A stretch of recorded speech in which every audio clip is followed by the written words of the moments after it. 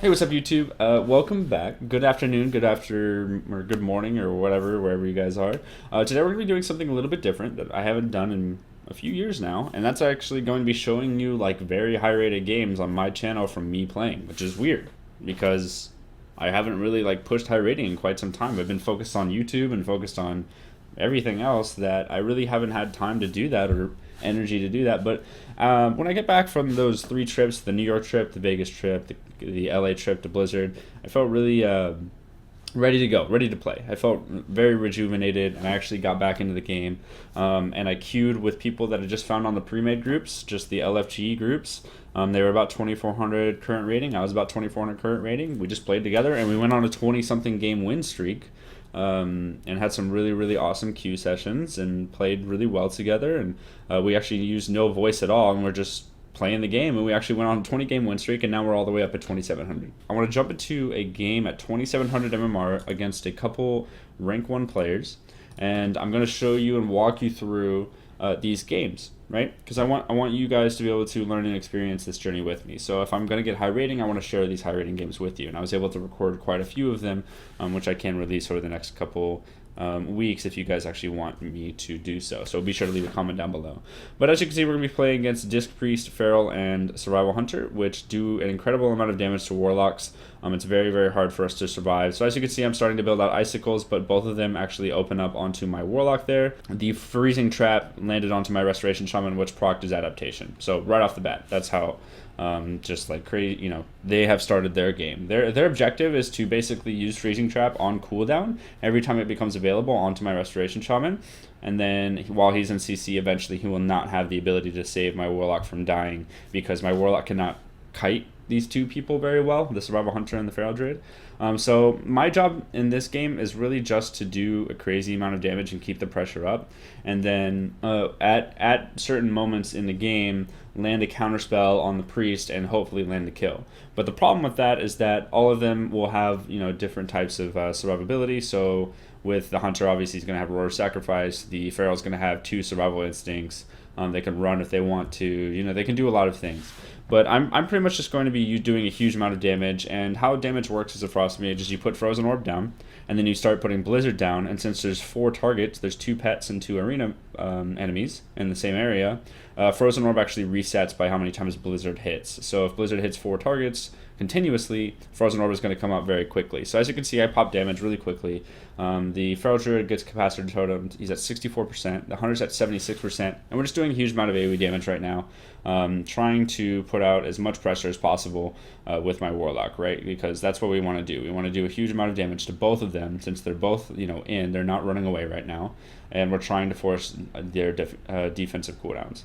So as you can see, we're pretty much just about to kill the Feral Druid. He ends up Shadow Melding and surviving, which is really good. I actually could have kicked the priest right there on Shadow Mend. It wouldn't have done a whole lot because he actually uses Powered Radiance or whatever it's called and healed his Feral Druid for like 60% of his health. So there wasn't a whole lot to do there, but we're just trying to put out a huge amount of pressure, especially since the priest is in right now. The priest is like positioned super far in. I can just get a huge amount of Blizzard damage, Frozen Orb damage, but I can't really control him up until this point because they were so stacked that like all of my AoE damage and all of my Warlock's AoE damage would just break the Polymorph anyways. So we're just trying to do a huge amount of pressure. We end up forcing Aspect of the Turtle, which is the main Hunter defensive cooldown. We're trying to get these Blizzard Frozen Orb resets. As you can see in the bottom right, like my Warlock and I are doing a huge amount of DPS, which is great. It's like the whole point and whole like thing that we can do against these guys. I'm getting flurries, I'm getting ice lances. My Warlock almost goes down here. It's actually very close, but they end up getting a nice Spirit Link.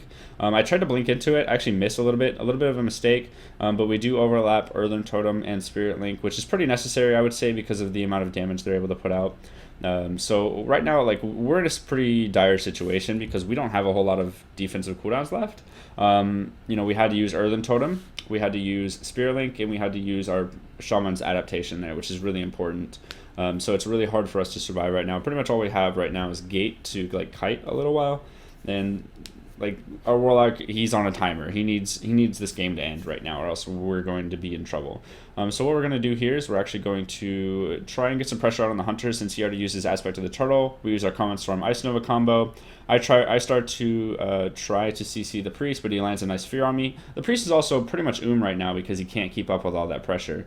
I actually juke out the enemy priest Shadow or Death, CC, but I'm trying to save my warlock right now, so it's really hard for me to really do that. But at the same time, like as I'm trying to save my warlock, it looks like they're trying to save themselves, because we're putting out so much damage that they need to be able to survive. They have no more defensive cooldowns, and as you can see, the hunter gets so low here that the priest, since he's like kind of since we've been doing so much damage over the last 3 minutes, that it's really hard for him to keep his hunter up. He can't continuously spam every button that he wants, which means that the hunter actually goes down because of the amount of pressure that I'm able to put out.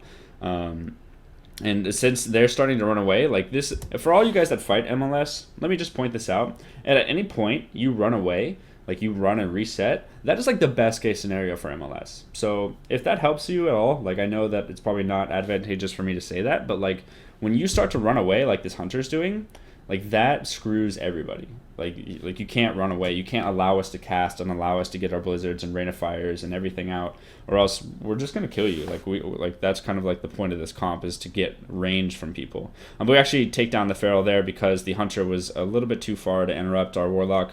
My warlock started putting out a crazy amount of damage right as they started letting up the pressure, and the priest is now, so he can't really keep up. And as you can see, we're at 2710 MMR. They're at 2680, and I was able to do over almost triple the amount of damage that the feral did there. So feels good. And next up, I actually want to jump into game 2, which is going to be fighting against a Ret hunter. We've been seeing a lot of hunters in the last couple days. They're really strong right now. They do a huge amount of damage, and it's actually quite difficult. So this is probably one of the best Ret hunters, if not the best, at like the highest rating at least.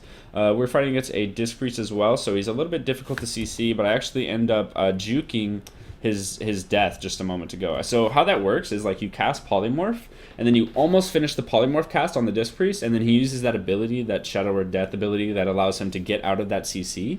So if that ability, like if you Polymorph a Priest and then he Shadow or Deaths, obviously that poly's broken. But if you juke it, if you cast Polymorph, stop casting it, he uses Shadow or Death, there's no Polymorph on him, then he messes up, and then you can just Polymorph him full after that. It's like a nice mind game between you and the Priest. But we end up doing a huge amount of damage to this hunter here, to where the Priest actually trinkets halfway through that full Polymorph. So I actually could have like casted Polymorph again, and that probably would have allowed us to force out cooldowns faster. But I was just thinking damage since I had Icy Veins out. Probably not the best way to play, but we actually do get the hunter to go down quite a lot of health here as well. So right there we can see that his what's it? I don't know what this ability is. I forgot what this is called right here. But this basically allows him to spam instant cast shields without any cooldown, his power word shield. So you want to spell steal this immediately, right as you see it come up.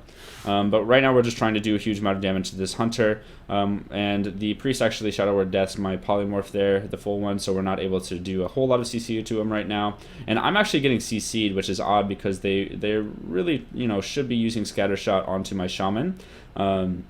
But that's really not happening. So, he uses Bursting Shot, he uses Scatter Shot on me, so that means they're going to go for a Fear here.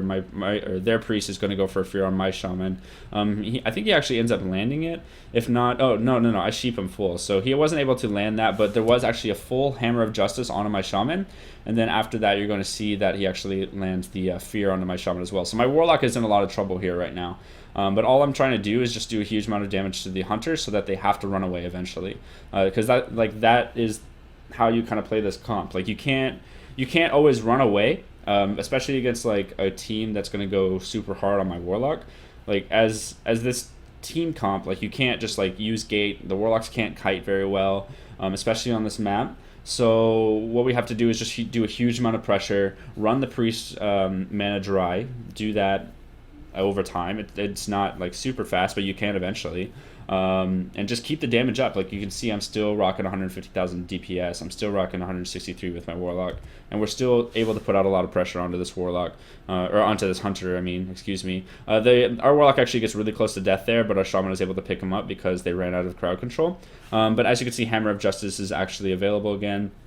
So my Shaman gets a little bit of CC'd. Warlock falls dangerously low, but he actually lands a triple stun there, which is really important. The Priest is getting really low on mana, so we're getting very close to be able to take this home. Here comes a really important play.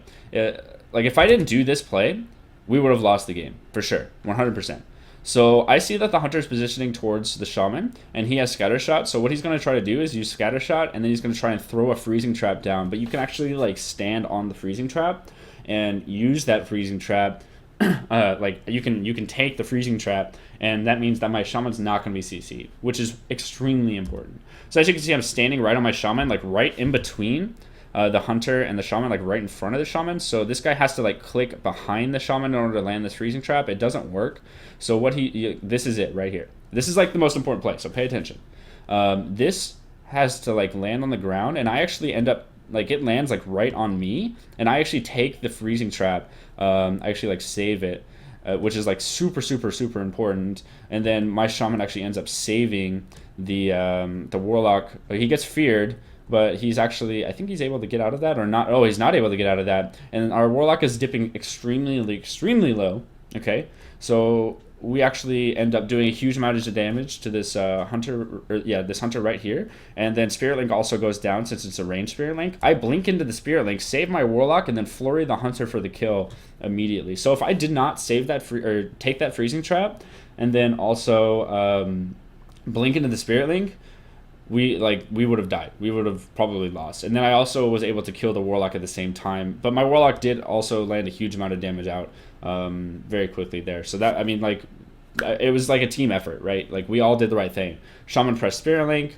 Warlock did a good amount of damage. He used Chaos Bolt. He, got all of his damage up to use it on the Hunter. And then I also got a pretty nice crit onto the enemy Hunter as well. Took the Freezing Trap and also got in the Spirit Link as well. And it could just show you like the capabilities of Frost Mage. Like Frost Mage can be pretty much everywhere that he needs to be.